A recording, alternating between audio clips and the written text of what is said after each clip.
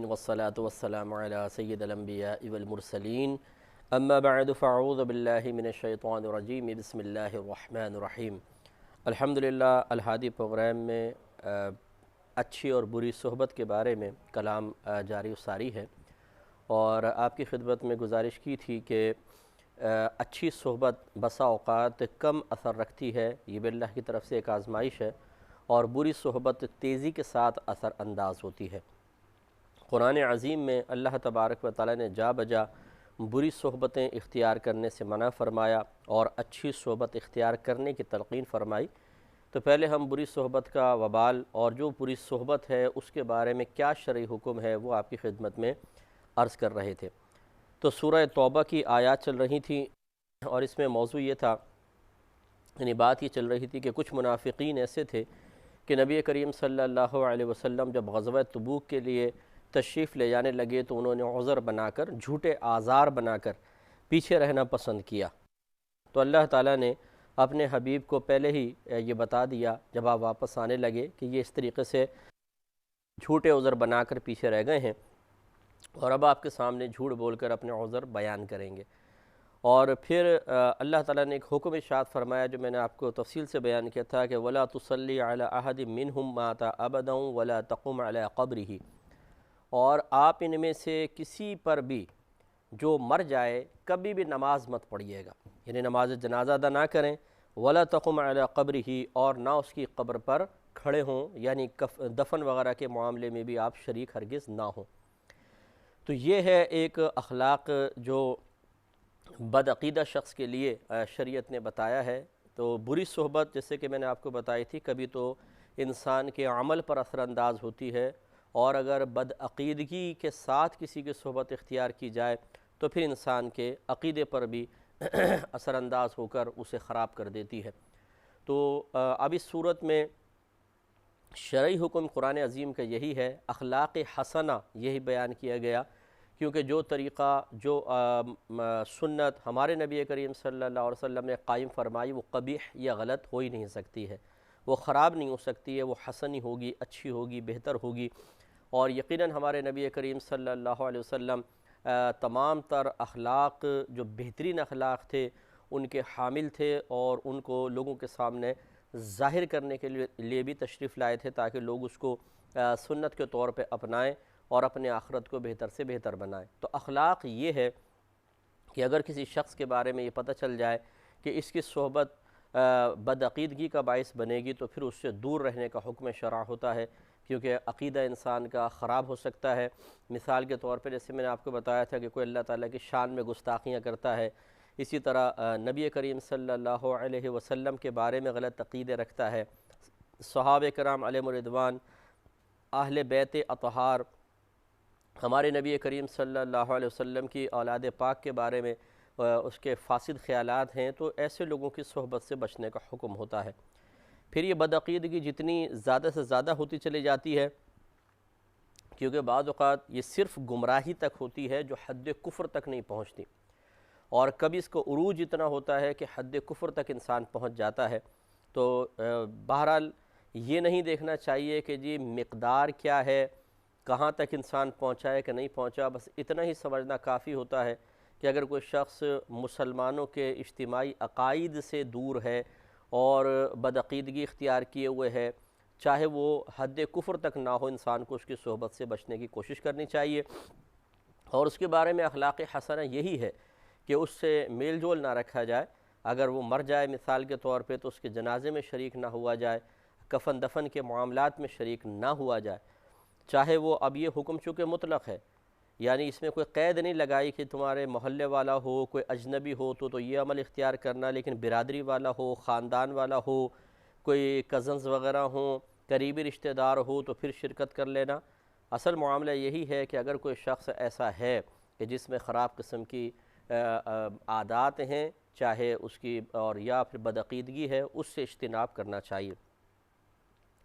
اور یہ میں پھر وضاحت کر دیتا ہوں کہ بعض اوقات ایسا ہوتا ہے کہ انسان بدعقیدہ نہیں ہوتا خوش عقیدہ ہی ہے، لیکن اس کے عمل میں کمی کوتاہی ہوتی ہے۔ پھر عمل بھی ہمارے ہاں دو طرح کا ہوتا ہے کہ بعض اعمال ایسے ہیں جن کو اب ہماری نگاہوں میں بہت ہی معمولی سا سمجھا جاتا ہے، ہم اس کو اتنی بڑی اہمیت دیتے نہیں ہیں، حالانکہ اللہ تعالیٰ اور اس کے رسول صلی اللہ علیہ وسلم کی بارگاہ میں بہت زیادہ وہ بڑے گناہ ہیں۔ مثال کے طور پہ نماز قضا کر دینا، اسی طریقے سے بدنگاہی کرنا، اسی طرح غیبت اور چغلی میں مبتلا ہونا۔ اگر کوئی شخص انتقال کر جائے، بے نمازی ہو، غیبت چغلی میں مشغول ہو، ہم اس کو گناہ اتنا بڑا نہیں سمجھتے، حالانکہ بڑا ہے۔ اور بعض گناہ ایسے ہیں یا اعمال ایسے ہیں جنہیں ہم بہت بڑا سمجھتے ہیں اب بھی۔ مثال کے طور پہ کوئی عادی شرابی ہو، کوئی ہیروئن پیتا ہے، چرسی موالی ہے، اور یا پھر زنا کا ارتکاب کرتا ہے، کھلم کھلا پتہ ہے، تو اب اگر وہ مرے گا تو ہم اس کو بڑا گناہ سمجھتے ہیں۔ ایسی خودکشی کوئی کر کے مر جاتا ہے تو ہمارے ماحول میں، عرف میں اس کو بڑے گناہ شمار کرتے ہیں۔ تو ایسے اگر کوئی گناہ میں ملوث ہو کہ جس کو واقعی عرف میں بھی بڑا سمجھا جاتا ہے، پہلے تو ہم وہ لے لیتے ہیں کہ جو چھوٹے گناہ سمجھے جاتے ہیں، جیسے بے نمازی پن، حالانکہ بہت بڑا گناہ ہے، میں نے وہی آپ کو عرض کیا کہ ہمارے معاشرے میں تو اس میں تو عوام اور خواص دونوں شریک ہو سکتے ہیں، کوئی بات نہیں، اس اعتبار سے کہ اس میں مطلب کہاں کہاں تک انسان اجتناب کرے گا۔ ہر دوسرا جنازہ جو ہے بے نمازی کا ہے، تو اگر کوئی مثال کے طور پہ عوام تو چلے نماز پڑھے، خواص اگر یہ سوچ کر نہ پڑھیں کہ نہیں اگر میں نہیں پڑھوں گا تو شاید جو بے نمازی ہیں وہ نمازی بن جائیں گے، جو بغیر داڑھی والے ہیں وہ داڑھیاں رکھنا شروع کر دیں گے، اور جو مطلب غیبت چغلی کرنے والے ہیں وہ غیبتیں چغلیاں چھوڑ دیں گے، تو پھر تو بہت اچھی بات ہے، نہیں پڑھنا چاہیے۔ لیکن اب اتنا زیادہ چیز عام ہو جاتی ہے اور لوگوں کی نگاہوں میں کم ہو جاتی ہے، اب آپ اس کو اگر بنیاد بنا کے جنازے سے پیچھے ہٹیں گے، اس کا اتنا کوئی فرق نہیں پڑے گا۔ تو اس لیے اس جنازے میں شرکت میں تو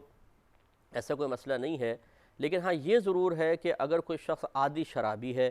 خودکشی کر لیتا ہے، یا مطلب جیسے میں نے کہا کہ زنا معاذ اللہ بہت زیادہ کرتا ہے، اس کے لیے عوام تو اس کی نماز پڑھ سکتی ہے، خواص کو بہت احتیاط چاہیے۔ اگر یہ معروف ہے تو خواص کو چاہیے اس جنازے میں شریک نہ ہوں۔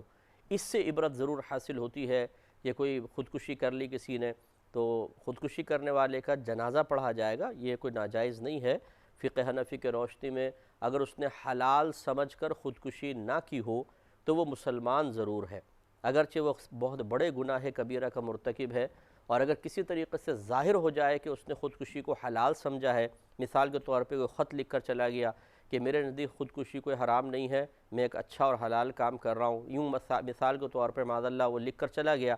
تو پھر یہ سمجھ لیں کافر ہو گیا، کیونکہ جو گناہ کبیرہ کو حرام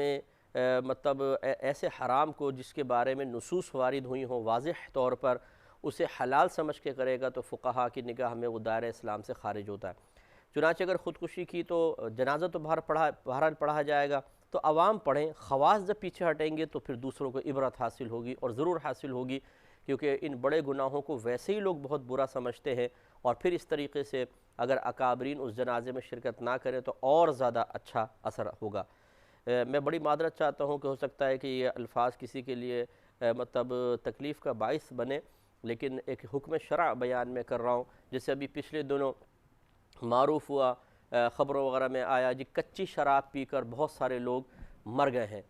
تو اب کس قدر عبرتناک موتیں ہیں، آپ اندازہ کریں کہ شراب پی کر اور آدمی مرا۔ ایسوں کے جنازے میں خواص کو شرکت نہیں کرنی چاہیے تاکہ عبرت حاصل ہو، معاشرے کو عبرت حاصل ہو کہ پہلے ان افعال کو برا سمجھا جاتا ہے، اور اب معظم دینی بھی اگر ان کے جنازے میں شریک نہیں ہوں گے تو اور زیادہ یہ چیز اثر انداز ہوگی اور ان چیزوں سے نفرت پیدا ہوگی۔ اور اگر کوئی اس کی پرواہ نہ کرے معظم دینی کہ اگر وہ نہ پڑھتا تو لوگ عبرت حاصل کرتے اور وہ پھر جا کے پڑھ رہا ہے، تو یہ بری چیز ہوتی ہے۔ لیکن بدعقیدگی کے اندر کوئی مطلب یہ تو اعمال کی تھی، بدعقیدگی کے اندر کوئی کمپرومائز نہیں ہے، اس کا حکم شرع بالکل یہی ہے کہ ایسے لوگوں کی کہ جو بدعقیدہ ہو اس کی نماز جنازہ میں شرکت نہ کی جائے، اور کفن دفن میں اس کے بالکل نہ جایا جائے، کوئی مطلب تعزیت کی حاجت نہیں ہے جو بدعقیدگی میں واقعی مبتلا ہو پہلے، لیکن یہ تحقیق ہونی چاہیے کہ واقعی وہ بدعقیدہ ہے اس کے بعد۔ تو اب بعض لوگ ایسے ہوتے ہیں کہ جو دنیاوی لحاظ سے اگر کوئی تھوڑی سی بھی بات کہہ دے تو دل پر لے جاتے ہیں اور سال ہا سال تک گفتگو نہیں کرتے ہیں اور قطع تعلق کر لیتے ہیں، اور مطلب کہتے ہیں اس کی شکل تک دیکھنا میں پسند نہیں کرتا ہوں۔ لیکن عقیدے کے اعتبار سے اگر کسی رشتہ دار میں بگاڑ پیدا ہو جائے تو بڑے ہی معمولی انداز سے کہتے ہیں ارے یار اس کا دین اس کے ساتھ ہے، ہمارا دین اس کے ساتھ ہے۔ اب ان چھوٹی چھوٹی باتوں کی وجہ سے رشتہ داری تو ختم نہیں کی جاتی نا، تو یعنی دنیاوی بات ہوتی تو رشتہ داری آپ ختم کر دیتے، اور دینی بات ہے تو رشتہ داری ختم نہیں کی جاتی۔ ہمارا مذہب ہمیں یہ سکھاتا ہے کہ یہ بنیادی چیز ہے جس کی وجہ سے تعلق، یہ جو غم والا تعلق ہے، کبھی انسان خوشی میں شریک نہ ہو کوئی اتنا فیل نہیں کرتا، لیکن غمی میں شریک نہ ہو تو بہت زیادہ فیل کرتا ہے۔ تو ایسے نازک موقع پر بھی حکم فرما دیا گیا کہ ہرگز شرکت کی حاجت نہیں ہے۔ اس لیے برادری اپنے مقام پر، خاندان دوستی اپنے مقام پر، لیکن عقیدہ بہت زیادہ امپورٹنٹ ہوتا ہے، اہمیت کا حامل ہوتا ہے۔ اس کی اللہ تعالیٰ اور اس کے رسول کریم صلی اللہ علیہ وسلم کی نگاہوں میں بہت زیادہ اہمیت ہے، تو ایسے کی صحبت اختیار نہ کی جائے اور نہ اس کے جنازے وغیرہ میں شرکت کی جائے۔ اللہ تعالیٰ ارشاد فرماتا ہے کہ انہم کفروا باللہ ورسولہ وماتوا وہم فاسقون، بے شک اللہ تعالیٰ، بے شک یہ لوگ اللہ تعالیٰ اور اس کے رسول کے منکر ہوئے۔ اب حالانکہ کلمہ پڑھتے تھے یہ منافقین، لیکن اللہ تعالیٰ نے ان کو منکر اس لیے قرار دیا کہ یا ایھا الذین آمنوا ادخلوا فی السلم کافہ، اے ایمان والو اسلام میں پورے پورے داخل ہو جاؤ۔ یہ کوئی طریقہ کار نہیں ہوتا ہے کہ انسان چند عقائد کو اختیار کرے اور چند میں جمہور کی مخالفت کرے، اور وہ بھی ایسے نازک مسائل کہ جو کفر اور اسلام کے لیے ایک سرحد کی سی حیثیت رکھتے ہوں، اس میں بہت زیادہ احتیاط کرنی چاہیے۔ تو ایسوں کو منکری قرار دیا اور فرمایا کہ وماتوا وہم فاسقون، اور وہ فسق کی حالت میں ہی مر گئے۔ اور پھر آگے فرمایا کہ وَلَا تُعْجِبْكَ أَمْوَالُهُمْ وَأَوْلَادُهُمْ، اور اے سننے والے تجھے ان کے اموال اور ان کی اولاد تعجب میں مبتلا نہ کریں۔ انما یرید اللہ، محض اللہ تبارک و تعالی ارادہ فرماتا ہے کہ ان یعذبہم بہا فی الدنیا، کہ انہیں ان نعمتوں کے ذریعے دنیا میں عذاب میں، ایک آزمائش میں مبتلا رکھے۔ وَتَزْحَقَ أَنفُسُهُمْ وَهُمْ کافرون، اور ان کا دم اس طرح نکلے کہ وہ حالت کفر پر ہوں۔ اب آپ اس سے اندازہ کریں، ایک ہمیں اور اشارہ کیا گیا کہ اگر کسی کی بری صحبت ہے عمل کے لحاظ سے یا عقیدے کے لحاظ سے، تو اس کو اس لیے نظر انداز نہ کریں کہ جی اس سے کچھ ہمیں فائدے حاصل ہونے والے ہیں۔ بعض لوگ دوستیاں اس لیے بھی قائم رکھتے ہیں کہ اس کے پاس گاڑی ہے، گھماتا پھراتا ہے، کھلاتا پلاتا ہے، کبھی سینما کا ٹکٹ دے دیتا ہے، اور ذرا گھر بار اس کا بہت اچھا ہے، گیٹ ٹوگیدر ہو جاتی ہے، تھوڑا سا ویکینڈ پہ وہاں جمع ہو جاتے ہیں سارے، ہلڑ بازی ہوتی ہے، اس کے گھر والے منع بھی نہیں کرتے ہیں تو ذرا لطف آتا ہے۔ تو ایسے جب معاملات ہوتے ہیں تو انسان بعض اوقات دنیاوی لحاظ سے نعمتوں کو دیکھ کر اور پھر بے عملی اور بدعقیدگی کو نظر انداز کر دیتے ہیں۔ یوں ہی رشتہ داروں کو دیکھا گیا ہے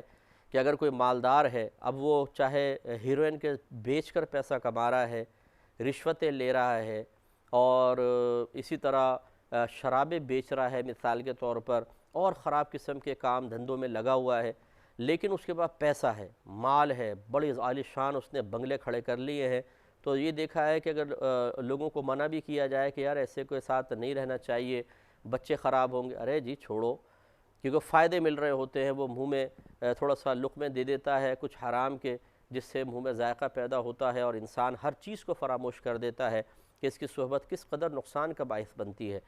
لیکن نہیں۔ تو یہ اللہ تعالیٰ نے منع فرمایا کہ بری صحبت پہ نگاہ رکھو۔ اے سننے والے، کہیں تمہیں ان لوگوں کے مال اور ان کی اولاد کی کثرت تمہیں تعجب میں مبتلا نہ کرے، یعنی کیا مطلب کہ ان کو دیکھ کر تم یہ سمجھو کہ شاید اس پر اللہ کا کرم ہو رہا ہے بہت بڑا۔ یہ ہوتا ہے بعض اوقات، ہم کہتے ہیں کہ دیکھو یار اگر اللہ تعالیٰ اس سے ناراض ہوتا تو اس کو اتنی نعمتیں کیوں دیتا؟ تو یہ کوئی قاعدہ شرعیہ نہیں ہے کہ جس کے پاس نعمت کی کثرت ہوگی اللہ تعالیٰ اس سے ضرور راضی ہوگا، کیونکہ دیکھیں آگے ارشاد فرمایا کہ اللہ تعالیٰ نے جو ان کو نعمتیں دی ہیں اس سے اللہ تعالیٰ کا ارادہ یہ ہے کہ یہ اللہ تعالیٰ دنیا میں ان پر ان نعمتوں کے ذریعے عذاب نازل فرمائے۔ وہ عذاب کی صورت کیا ہے کہ جب انسان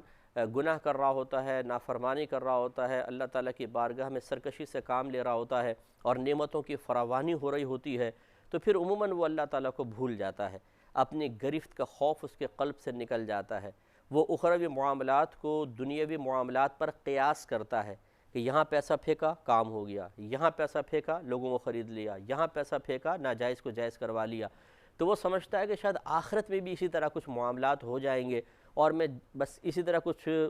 شارٹ کٹ مار کے نکل جاؤں گا، تو وہ آخرت کی گرفت سے بے خوف ہو جاتا ہے، اور ایسے لوگوں کو اگر سمجھانے کی کوشش کی جائے تو ناراض ہو جاتے ہیں اور دشمن بن جاتے ہیں، دشمنی پر اتر آتے ہیں۔ تو اس قسم کے لوگوں کو جو نعمتیں مل رہی ہیں وہ حقیقتاً اللہ تعالیٰ کا کرم نہیں ہے، اور یہ بس ایک اصول اگر ہم بنا لیں